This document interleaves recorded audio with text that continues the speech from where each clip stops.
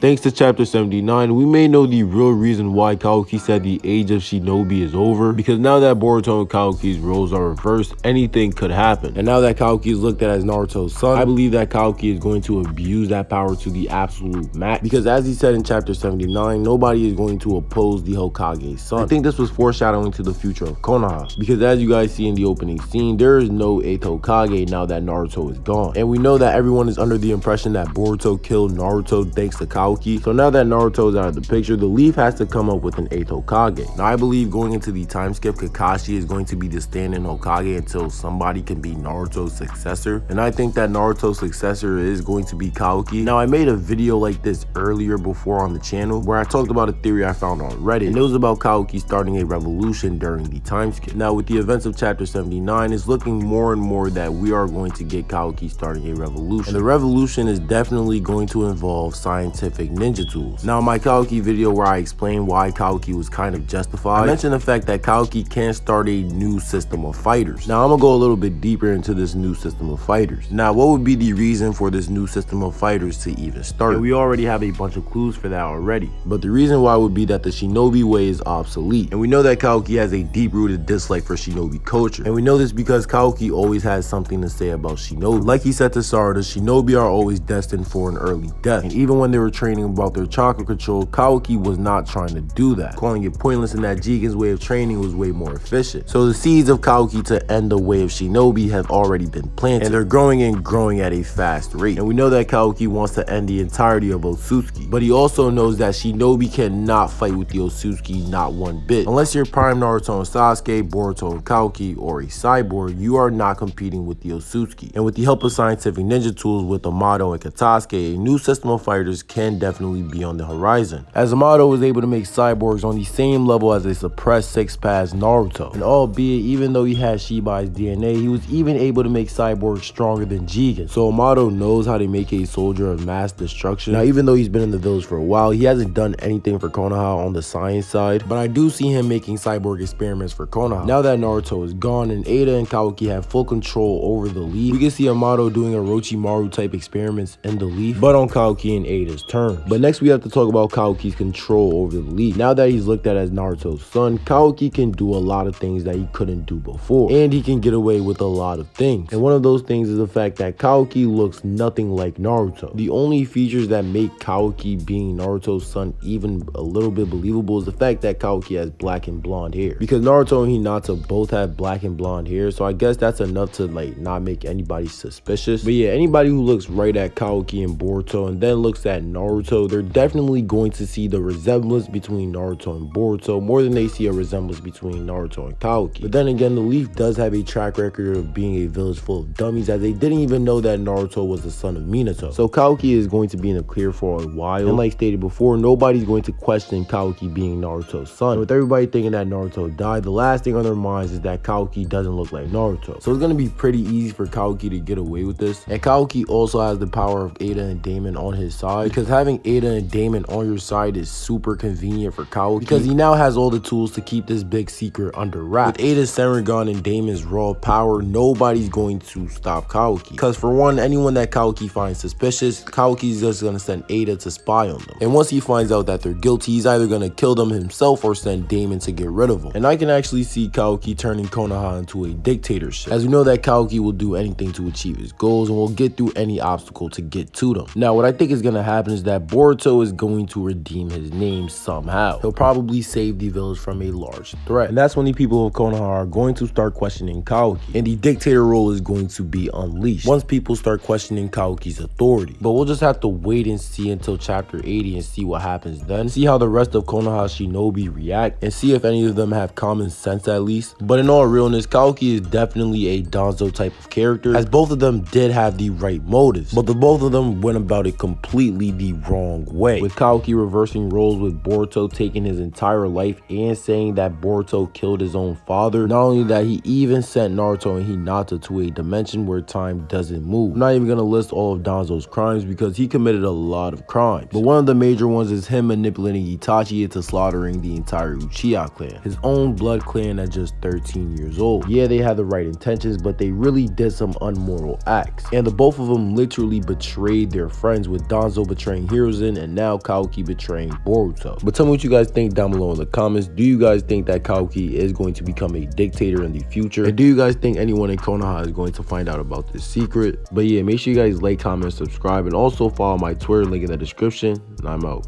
Peace.